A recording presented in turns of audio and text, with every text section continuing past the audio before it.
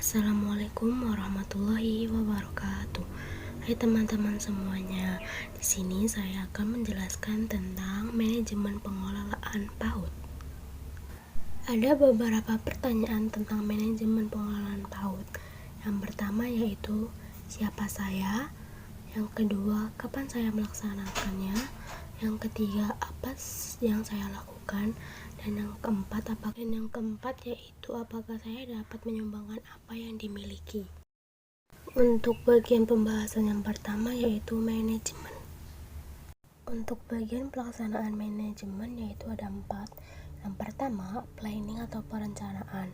Yang kedua, organizing atau perorganisasian. Dan yang ketiga yaitu actuating atau pergerakan. Dan yang keempat yaitu controlling atau pengawasan.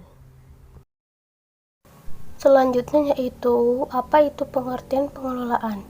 Pengelolaan adalah suatu upaya proses kegiatan dan bertujuan untuk menumbuhkan keterampilan yang dilaksanakan dalam waktu yang relatif singkat dan pada tempat yang tertentu. Selanjutnya yaitu manajemen pengelolaan. Untuk pengertian manajemen pengelolaan sendiri adalah pengelolaan dari mulai perencanaan, perorganisasian, pelaksanaan sampai penilaian yang secara sistematis terdiri dari unsur-unsur pengelolaan berkaitan satu sama lain. Untuk selanjutnya, apakah PAUD itu? Pengertian PAUD atau pendidikan anak usia dini adalah suatu upaya pembinaan yang ditujukan kepada anak-anak lahir sampai dengan usia 6 tahun yang dilakukan melalui pemberian rangsangan pendidikan untuk membantu pertumbuhan dan perkembangan jasmani dan rohani agar anak memiliki kesiapan dalam memasuki pendidikan lebih lanjut menurut Undang-Undang Nomor 20 Tahun 2003 tentang diskriminasi. Nah, adapun ciri-ciri pengelolaan. Yang pertama, direncanakan secara sengaja, kemudian ada tujuan yang hendak dicapai. Yang kedua, ada kegiatan pengelolaan dan isi pengelolaan menekan pada kualitas. Yang ketiga, ada kelompok sasaran, dan yang terakhir, dilaksanaan dalam waktu relatif singkat dan ada tempat. Dalam manajemen pengelolaan, PAUD memiliki program yang dilihat dari 10 patokan.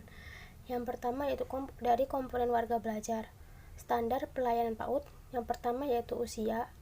Usia dipatoki dari KOBER yaitu 2-6 tahun, TPA 0-6 tahun, SPS 2-5 tahun, TK atau RA yaitu 3-5 tahun.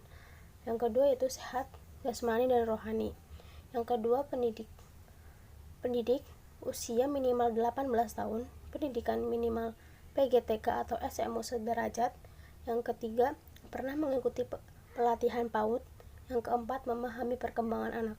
Yang ketiga, penyelenggaraan usia minimal 25 tahun, pendidikan minimal SMU, memiliki pengalaman dalam penyelenggaraan PAUD, mempunyai kemampuan dalam kinerja, serta memiliki komunikasi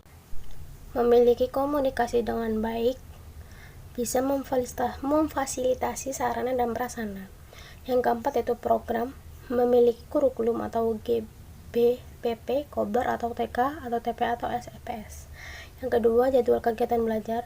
Yang ketiga memiliki SKM dan SKH. Untuk lanjutannya yang kelima yaitu sarana belajar. Sarana belajar beberapa dibagi yaitu ada AP sesuai dengan kebutuhan 6 aspek perkembangan anak.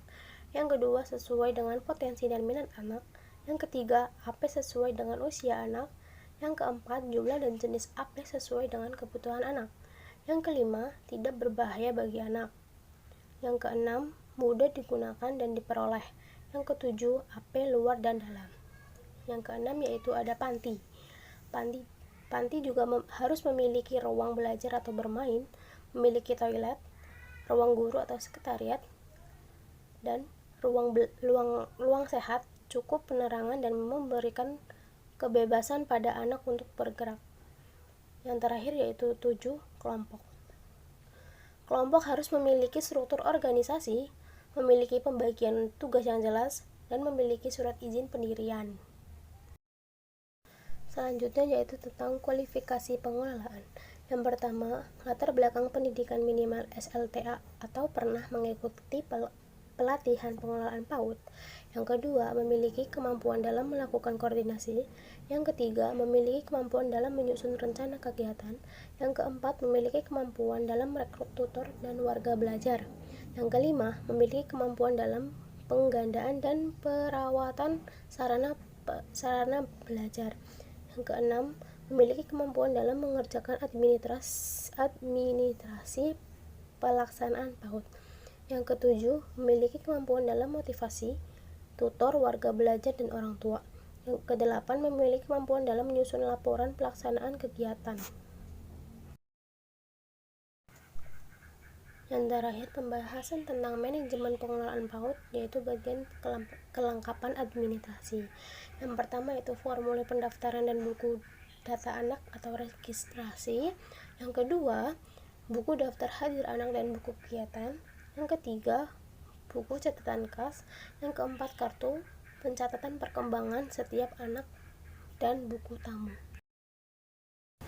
Setelah usai pembahasan tentang manajemen pengelolaan PAUD, mohon maaf jika dalam penjelasan atau penyampaian kurang banyak kekurangan. Saya mohon maaf. Sekian dari saya. Wassalamualaikum warahmatullahi wabarakatuh.